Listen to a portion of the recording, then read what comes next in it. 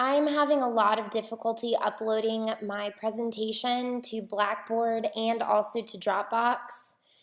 Also, when exporting the Keynote file to PowerPoint, the people I have sent it to, my pictures are pixelated and my links are not working via PowerPoint, but they are working and are connected to everything correctly on my end.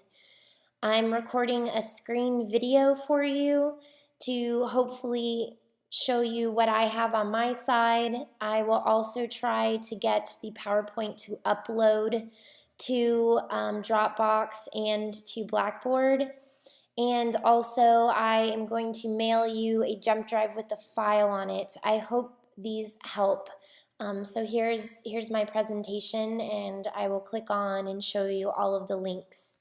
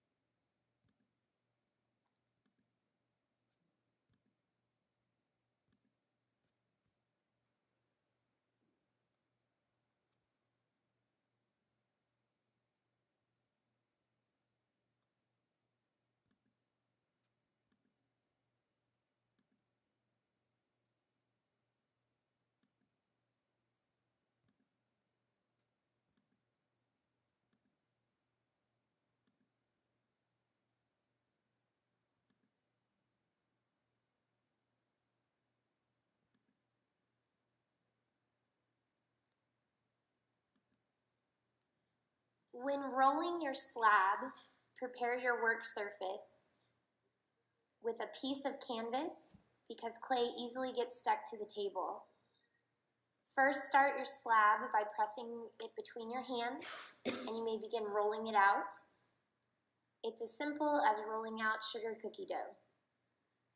Make sure to rotate your slab as you're rolling.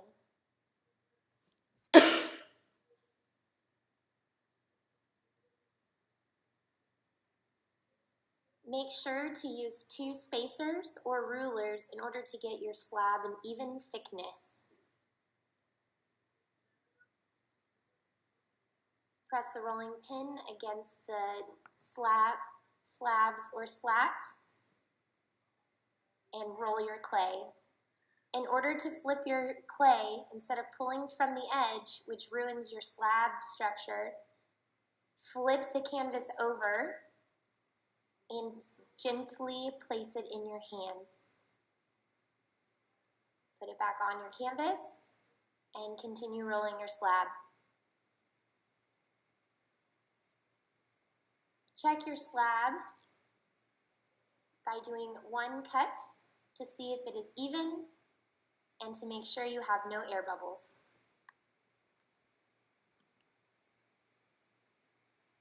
In this video, they will show you how to cut and assemble your slab.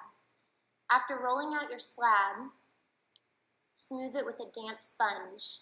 I prefer working on canvas, but you may also work on newspaper.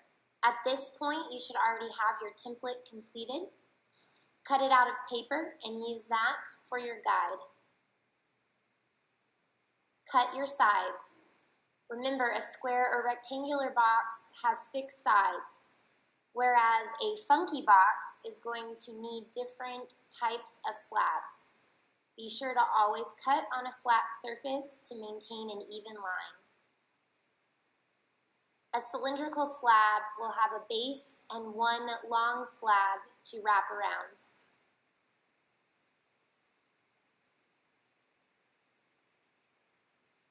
Once your pieces are cut all edges to a 45-degree angle so that they fit together.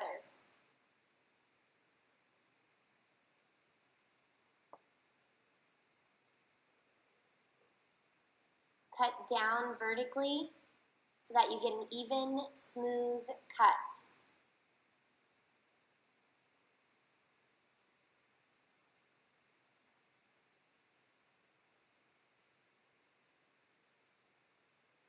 Cut all sides. If you do not have a lid, you do not have to worry about your 6th piece. You can score your edges using a fork or your rib tool. Do not be afraid to score a lot. The more, the better. Score and slip every joining edge.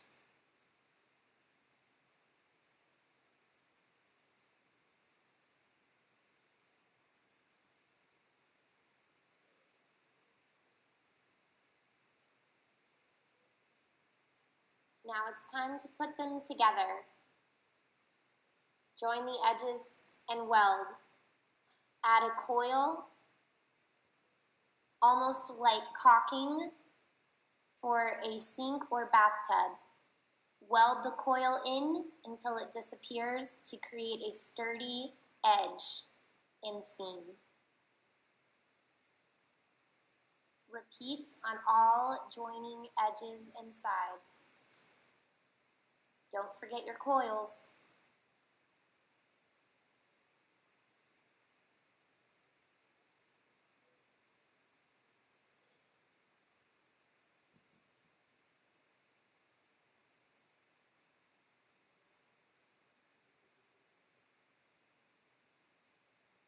I prefer my sides to be slightly dry so that the box is not floppy when constructing. They can be leather hard, or you can also dry them for a short period of time or one class day. Cut and trim your edges so that they are all even at the top.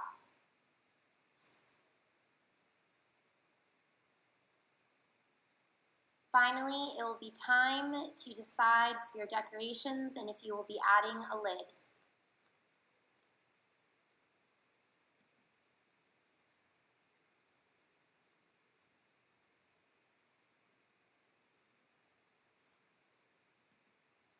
When deciding if your box will need a lid, your imagination is the limit.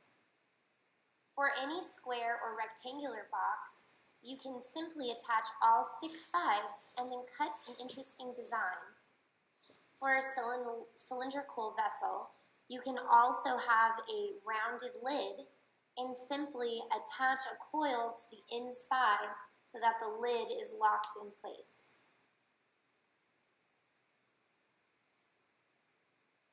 This is another simplified version of just attaching all 6 sides together and then simply cutting your design. This lid has a coil attached to the inside of the box instead of to the lid. This simplified lid can be used for any vessel by attaching a smaller piece of clay that fits inside the opening of your box. Have fun designing!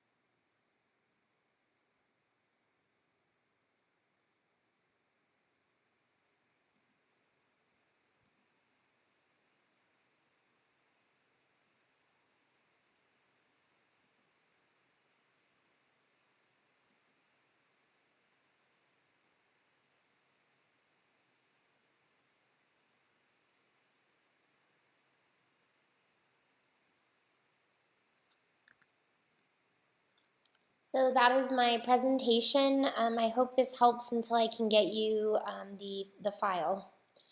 Thank you so much and have a great Christmas.